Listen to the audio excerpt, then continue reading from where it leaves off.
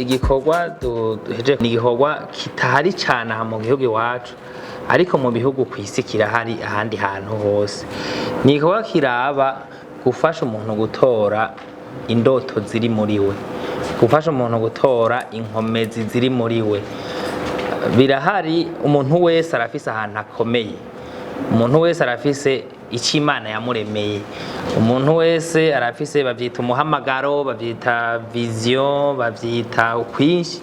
Mugabo ico kintu rero hariho abafasha, abantu bahari kugira ngo bafashe umuntu gutora indoto ziwe, bitwa ba coach professionnel.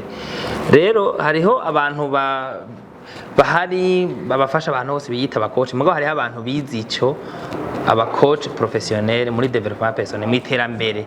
Nico rero twariko turavuga nico dutanguje, nico kihari gufasha abantu gutora inkomezi zabo, gutora umuhamagaro wabo. Kubera umuntu amaze gutora umuhamagaro wabo, iterambere biba bihetse.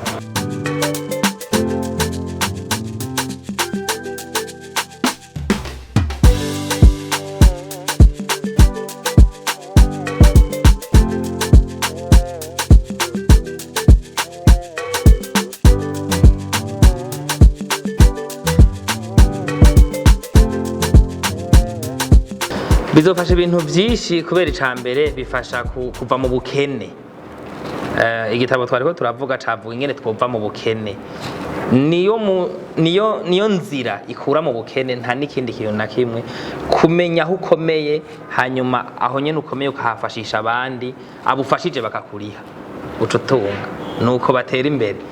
Hanyuma ku muryango wari wose ubukene bumaze kuhava, hari n'ikindi kininiya gose turetse kica ubukene.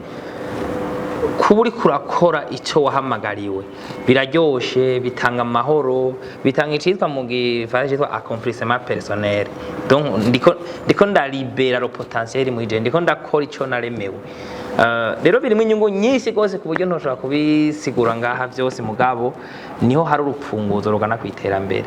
Ni hehe ndanahavuze wohumva wowe urashaka gutera imbere, menya ingabire ziri muri wewe, hanyuma ntavyo woshobora kwimenyera wewe, rumenye ntiyimenyera, bisaba ko bamufasha. Uwugufasha rero ninde? Ndahari je nka Fabrice, ndi mu coach professionnel, mugabo barahari n'abandi benshi. Ahariho hose wo mubona umuntu yitwa mu coach, nico kintu baba barigiye nkuko abizi ibindi bigira ivyo, babiyizi nico bakora, mubonanye atagufasha kwitora. Nkuko twariko turabivugana, je nditeguye gufasha urwaruka bakiri bato mu mashuri, mu makaminuza, n'abahejeje gato. Urwaruka rungana ibihumbi 4, nkabafasha gutora abo bari, nkabafasha gutora indoto zabo, nkabafasha kumenya ni yihe force yabo, ni zihe nkomezi zabo. Muri abo bantu ibihumbi 4 rero ndabizi neza ko hazoba harimwo abantu bafise iyo ngabire yo kuba abakoci. Etape izokurikira izo yo guca forma abo, bagaca bamfasha guforma abandi, bakamfasha gufasha abandi. Ariko ubu etape ya mbere niyo gufasha abantu ibihumbi 4.